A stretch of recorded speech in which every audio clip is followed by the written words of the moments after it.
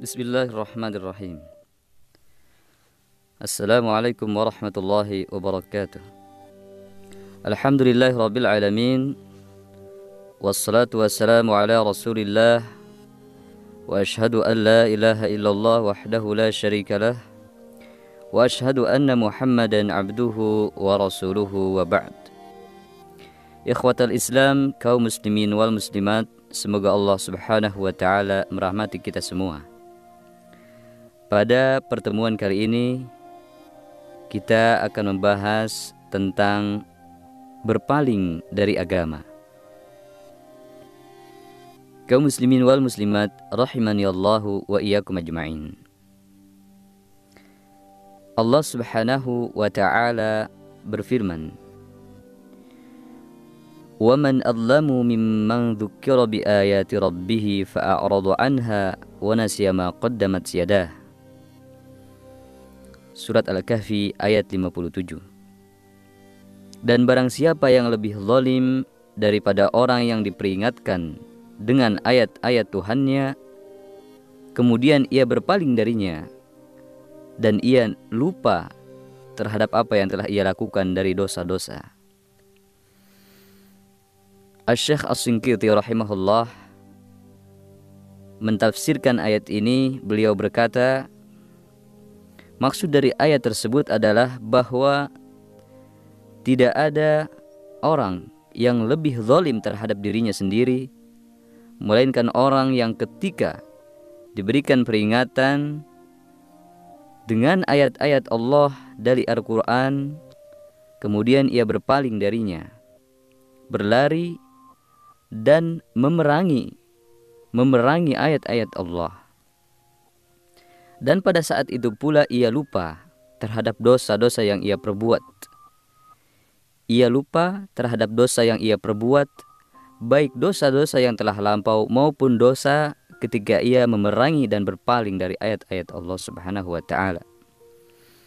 Maka berpaling dari peringatan Allah, dari Al-Quran dan Sunnah Rasulullah, termasuk kezaliman yang paling besar. Kezaliman yang mengakibatkan azab dan siksa yang datang dari Allah subhanahu wa ta'ala. Berpaling dari peringatan Allah subhanahu wa ta'ala akan mendatangkan akibat siksa dan azab yang pedih. Kaum muslimin wal muslimat rahimanillah wa iyyakum ajma'in, hendaknya kita berhati-hati menyikapi diri, menempatkan diri kita di hadapan syariat Allah subhanahu wa ta'ala, agar kita terhindar dari azab dan siksa Allah yang diancamkan kepada orang yang berpaling dari peringatan Allah subhanahu wa ta'ala. Di antara azab dan siksa tersebut, yang pertama, bahwa orang yang berpaling dari peringatan Allah, Allah akan siksa, akan azab ia dengan hati yang tertutup. Hati yang tertutup dari kebenaran, hati yang tertutup dari kebaikan, hati yang tertutup dari mendapatkan petunjuk menuju jalan yang lebih baik yang diridhai Allah.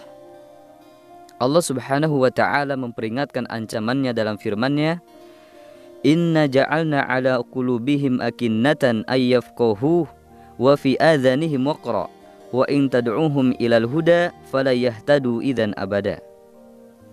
Sesungguhnya kami menjadikan dalam hati mereka itu akinnah, penutup, tabir penghalang, an yafqahu, sehingga mereka tidak memahami kebenaran, tidak memahami jalan-jalan kebaikan, wa fi adhanihim waqra, dan kami jadikan di dalam telinga mereka waqra, yaitu penyumbat, sumbatan, sehingga mereka tidak bisa mendengar dengan baik segala kebaikan dan petunjuk. Wa in tad'uhum ilal huda fala yahtadu idzan abada. Meskipun engkau mengundang mereka, mengajak mereka kepada petunjuk, falan, maka sekali-kali yahtadu, mereka tidak akan pernah mendapatkan petunjuk itu selama-lamanya. Itu sanksi dan akibat atau azab yang pertama. Kemudian yang lain selanjutnya, Allah subhanahu wa ta'ala pula mengancam orang yang berpaling dari peringatan Allah dengan balasan atau azab ya yang pedih. Allah berfirman, "Wa man adlamu mimman dzukkira bi ayati rabbih tsumma a'rada 'anha inna minal mujrimina muntaqimun." Dan barang siapa yang lebih zalim daripada orang yang diingatkan dengan ayat-ayat Rabb-nya, Al-Quran, kemudian ia berpaling darinya, menjauh, membenci, tidak suka, murka, dan sebagainya. Inna minal mujrimina muntaqimun. Sungguhnya kami, kata Allah Subhanahu wa ta'ala, akan membalas orang-orang yang berdosa tersebut. Kemudian sanksi selanjutnya, bahwa orang yang berpaling dari peringatan Allah Subhanahu wa ta'ala, ia ibarat keledai liar, tidak punya otak, tidak bisa mengambil manfaat, seperti keledai liar, hewan binatang diibaratkan sebagai hewan keledai. Allah Subhanahu wa ta'ala berfirman, "Fama lahum 'anit tadhkirati mu'ridin."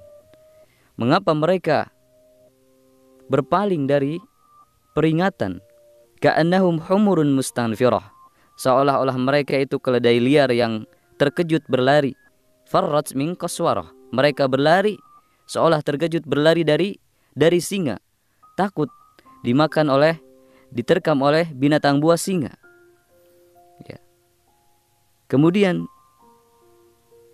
orang yang berpaling juga diancam dengan azab petir, guntur, seperti petirnya yang telah menyambar kaum 'Ad dan kaum Tsamud. Allah Subhanahu wa ta'ala berfirman, "Fa in a'radu faqul anzartukum sa'iqatan mithla sa'iqati 'Adi wa Tsamud." Jika mereka berpaling, maka katakanlah, aku peringatkan kepada kalian ancaman dengan ancaman petir seperti seperti petirnya yang telah menimpa kaum 'Ad dan kaum Tsamud.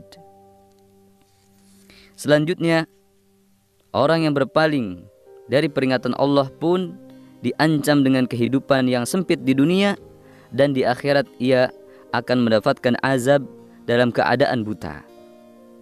Allah Subhanahu wa ta'ala berfirman, "Wa man a'rada 'an dzikri fa inna lahu ma'isyatan dhanka."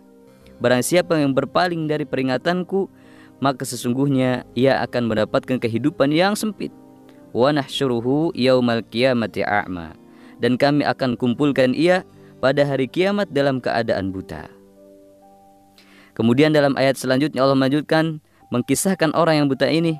Qala rabbi lima hasyratani a'ma wa qad kuntu basira. Ya Rabb, kenapa aku dikumpulkan dalam keadaan buta padahal dulu aku ketika di dunia bisa melihat? Allah Subhanahu wa ta'ala menjawab, qala atatka ayatuna fanasitaha wa kadzalika al-yauma tunsa. Dulu engkau ketika di dunia, engkau mendengar ayat-ayat saya, ayat-ayat kami, kata Allah Subhanahu wa ta'ala, akan tetapi engkau melupakannya, engkau mengacuhkannya, tidak memperhatikannya. Fakadzalika al-yauma tunsa. Demikianlah balasannya pada hari ini, engkau dilupakan, engkau buta, engkau ditulikan dan sebagainya. Kemudian selanjutnya, orang yang berpaling dari peringatan Allah juga diancam dengan azab yang berat, azab yang sangat dahsyat. Allah Subhanahu wa ta'ala berfirman, "Wa may yu'rid an dzikri rabbih yaslukhu 'adzaban sha'ada." Barang siapa yang berpaling dari peringatan Rabb-nya, ia akan mendapatkan azab yang berat. Azab selanjutnya, azab ini banyak sekali, tetapi kita sebutkan beberapa azab-azab dari Allah ini, dan ini yang terakhir yang kita sebutkan. Allah Subhanahu wa ta'ala akan menjadikan bagi orang yang berpaling dari peringatan Allah, menjadikan baginya teman dari setan. Karena ia berpaling dari peringatan Allah yang disampaikan oleh orang-orang beriman, oleh para ulama, maka Allah menjadikan baginya teman dari para setan. Allah berfirman, "Wa may ya'shu an dzikrir rahman nuqayyid lahu syaitana fahuwa lahu qarin." Barang siapa yang berpaling dari peringatan Ar-Rahman, Zat yang Maha Pengasih, maka akan kami jadikan baginya setan yang menjadi temannya. Na'udzubillahi min dzalik. Padahal setan adalah nyata-nyata musuh manusia. Apalagi kaum muslimin harus memusuhinya. Allah Subhanahu wa taala berfirman, "Inna syaitana lakum aduwwun mubin." Sungguhnya setan itu bagi kalian musuh yang nyata. Akan tetapi Allah jadikan setan teman bagi orang yang berpaling dari peringatan Allah Subhanahu wa taala. Waliyadzubillah. Kaum muslimin wal muslimat rahimani Allahu wa iyyakum ajmain. Itu di antara azab dan siksa ancaman bagi orang yang berpaling dari peringatan Allah Subhanahu wa taala. Kaum muslimin wal muslimat rahimani Allahu wa iyyakum ajmain. Ada beberapa hal atau beberapa jenis tentang orang yang berpaling dari peringatan Allah Subhanahu wa taala. Yang pertama, kondisi yang pertama, orang yang berpaling dari peringatan Allah dengan sikap kufur atau sikap munafik. Ya. Orang yang berpaling seperti ini yaitu orang yang bisa keluar dari agama Islam sebagaimana disebutkan oleh para ulama di antara 10 pembatal keislaman, yaitu berpalingnya seseorang dari agama Allah Subhanahu wa taala dengan berpaling dengan apa? Dia tidak mempelajari agama Allah dan tidak mengamalkan ajaran agama Allah Subhanahu wa taala. Dalam hal ini firman Allah, "Wa man adlamu mimman dzukira bi ayati rabbih tsumma a'rada 'anha inna minal mujrimina muntaqimun." Dan barang siapa yang lebih zalim daripada orang yang diperingatkan dengan ayat Tuhannya, kemudian ia berpaling darinya, sesungguhnya kami akan memberikan balasan bagi orang-orang yang berdosa. Imam Ibnul Qayyim rahimahullahu berkata dalam hal ini, ia mengatakan kekufuran itu ada 5 macam. Di antaranya yaitu kufur berpaling dari agama. Dia berpaling dengan pendengarannya dan hatinya dari Rasulullah SAW. Dia tidak membenarkannya, juga tidak mendustakannya. Orang yang acuh tak acuh, netral, masa bodoh dengan Rasulullah SAW. Biarkan Rasulullah mau benar atau dusta, tidak peduli. Dia tidak peduli dengan agama Islam yang dibawa oleh Rasulullah SAW. Ini menurut Ibnu Qayyim rahimahullah. Inilah jenis yang pertama, yakni jenis kekufuran, jenis berpaling dari agama Allah yang menyebabkan seseorang kufur, ya, atau munafik. Jenis yang kedua atau kondisi yang kedua itu kondisi yang menyerupai orang kafir atau orang munafik. Meskipun jenis kedua ini tidak sampai pada derajat kekufuran atau kemunafikan, akan tetapi dikhawatirkan kemudian ia masuk ke dalam kekufuran dan kemunafikan, karena bahayanya sangat luar biasa pula. Jenis yang kedua ini ada beberapa level. Level pertama, tingkatan level pertama, yaitu orang yang berpaling dari peringatan Allah Subhanahu wa taala dengan menjauhi ajaran agama Islam. Menjauhi, dia tidak mau mempelajarinya, tidak mau menghadiri kajian ilmu, tidak mau belajar Islam, tidak mau mendengar ceramah-ceramah, khutbah-khutbah, muhadharah dan sebagainya. Dengan alasan apa? Dia dengan alasan agar saya tidak diminta pertanggungjawabannya di sisi Allah Subhanahu wa taala. Dia tidak ingin diminta pertanggungjawaban terhadap ilmu yang telah ia dengar atau ia ketahui. Ya. Ini alasan orang yang pertama, level pertama, menjauhi ajaran Islam dengan alasan saya tidak mau diminta pertanggungjawaban terhadap hal ini. Ini lebih berbahaya. Ini berbahaya, ikhwatul Islam. Ini berbahaya daripada orang yang lari daripada apa? Daripada orang yang lari dari ajaran Islam, daripada orang yang meninggalkan ajaran Islam. Dia terancam, bisa jadi kemudian ia terancam dengan kekufuran dan kemunafikan. Dan ini merupakan sikap yang bodoh, sikap bodoh yang kuadrat, bodoh yang berlebih-lebihan. Kenapa? Bedanya dia, orang seperti ini lebih berbahaya daripada orang, misalnya orang yang belajar, telah mendapatkan ilmu, akan tetapi dia malas mengamalkan ilmunya. Ia tidak mau mengamalkan ilmu karena malas atau meremehkan. Nah, orang yang pertama ini, yang menjauhi sama sekali pelajaran Islam lebih berbahaya daripada orang yang mempelajari Islam tetapi dia malas mengamalkannya. Sebagaimana yang diriwayatkan oleh Imam Muslim, hadis dari Abi Waqid Al-Harith ibnu Auf, bahwasanya ketika ia sedang duduk bersama teman-teman para sahabat yang lainnya, ia berkata, "Idh aqbala thalathatu nafarin fa aqbala ithnani ila Rasulillah sallallahu alaihi wasallam wa dhahaba wahid." Ia menceritakan bahwasanya ketika ada 3 orang yang menghadap Rasulullah sallallahu alaihi wasallam, kemudian 2 orang dari mereka sampai menghadap kepada Rasulullah dan 1 di antara 3 orang itu pergi, tidak jadi menghadap Rasulullah sallallahu alaihi wasallam. Falamma waqafa ala Rasulillah sallama, ketika 2 orang itu sampai kepada Rasulullah, sampai di hadapan Rasulullah, mereka berdua mengucapkan salam kepada Rasulullah. Fa amma ahaduhuma fara'a furjatan fil halqati fajalasa fiha. Di antara 2 orang ini, yang satunya menemukan suatu celah untuk duduk di halaqah jamaah majlis ta'lim, maka ia pun duduk di sana. Wa ammal akharu fajalasa khalfahum. Akan tapi yang satu lagi duduk di belakang jamaah.